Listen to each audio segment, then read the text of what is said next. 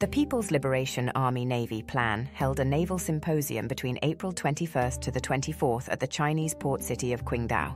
The symposium was the 19th Western Pacific Naval Symposium, WPNS, and was attended by 180 delegates from 29 navies or maritime defense agencies, including the US, China, Australia, UK, Japan, South Korea, India, France, and Russia, as well as navies from the Americas and Western Asia. The US delegation was led by the commander of the US Pacific Fleet Admiral Stephen Kohler and was joined by US Ambassador to China Nicholas Burns. This was the first time in 10 years that China has hosted the symposium and had a theme of Oceans with a Shared Future. The Chinese delegation was led by Central Military Commission, CMC, Vice Chairman General Zhang Yuxia, who, despite the cooperative intent for the meeting, used it as an opportunity to lecture and threaten the delegation that was in attendance. The forum discussions are based around maritime issues, areas of cooperation such as disaster relief and military communication. The group did agree to update the Standing Code for Unplanned Encounters at Sea and the Disaster Response Guidelines. The attendees also agreed to create a working group to study the impact of unmanned systems to determine if additional guidance is needed for future symposium guidelines.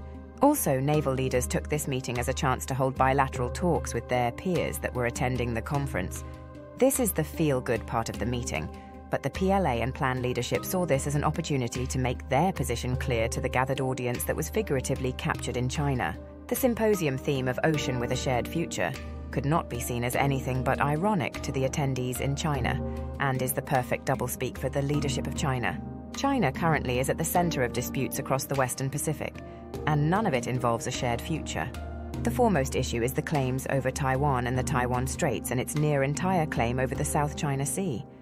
These claims have been rejected by international courts and were summarily dismissed by China, and the claims impact multiple countries in the region.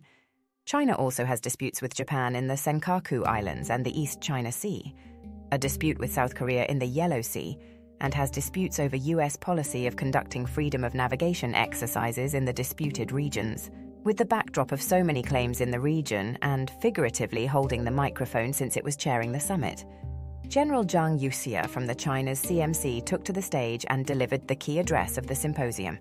He stated that China is an active participant in international security cooperation and providing maritime security, and that in the future it will have a more positive and open role in military cooperation in the future.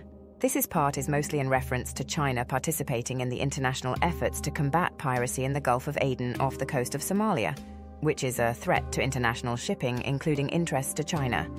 Zhang then called for the abandoning of Cold War mentality, which is a reference of avoiding a bipolar or multipolar world. This is typical calls by China, and it appears to be a public break with its close allies in Russia. China has consistently demanded that alliances not to be formed in the Pacific, but this has been more self-serving than a matter of principle. China has no issues with maintaining an alliance with Russia in both the United Nations Security Council or regarding the war in Ukraine, where China is an ally of Russia and is suspected of helping Russia get around world sanctions due to the Ukraine war. China is also a founding member of BRICS that has a goal of displacing the current economic order, including replacing the US dollar as the international reserve currency. So China has no issues with dividing the world into camps when it serves its purposes. China does have an issue when alliances are used in the Western Pacific and the South China Sea over its claims. China has a practice of bullying small countries in the region both militarily and economically when they attempt to forge alliances between themselves, strength in numbers, or form alliances with the US, which China considers a foreign element into the disputes in the region. This also flies in the face of Zhang's next point that disputes are resolved peacefully through friendly consultations with the countries directly concerned. This is directed at the US, Japan, and other powers in the region that form cooperative alliances with Western Pacific countries that have territorial disputes with China. An example of this is the Philippines' alliances with the US and Japan, and conducts other cooperative exercises with Australia. These are examples of foreign elements that China insists that should not be brought into negotiations over disputes. China only wants to negotiate, for example, with Vietnam over its South China Sea disputes, and no other country that has South China Sea disputes. This strategy puts smaller countries at an absolute disadvantage with China in negotiations. Zhang also added that China will safeguard its legitimate rights over what it views as deliberate violations of its sovereignty. China would exercise firm countermeasures against what it views as unreasonable provocations. This means that China believes that any counterclaim by any country in the region is illegitimate, and if it wishes to negotiate with China, it must halt all activities in the disputed region if it wants to negotiate. Otherwise, that country can be subjected to retaliation by China, but China insisting they have the legitimate claim is not required to halt its activities in the disputed regions. Zhang continued his address to the audience, stating that China would resolutely safeguard national unity and interest. That last statement was, among other things, a reference to China reuniting with Taiwan by force if necessary. The reunification with Taiwan is an internal matter in the eyes of the Chinese Communist Party and the CMC, and any attempt to interfere with China's actions in Taiwan would be subjected to resistance from China.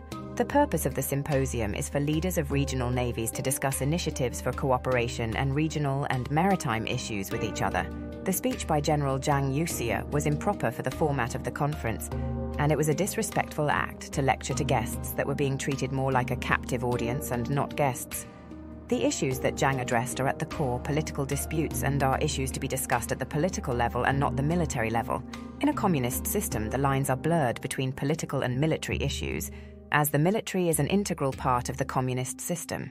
This is clearly seen in the fact that the PLA serves the CCP and not Chinese nation, but China is aware that most of the world does not operate that way. Military leaders in most of the Pacific are subjected to non-military leadership and do not set policy but serve at the discretion of political leadership in a Clausewitz-like model. This was another demonstration of China acting not as a responsible actor on the world stage, but as a petulant child who acts in a ham-handed way in foreign relations.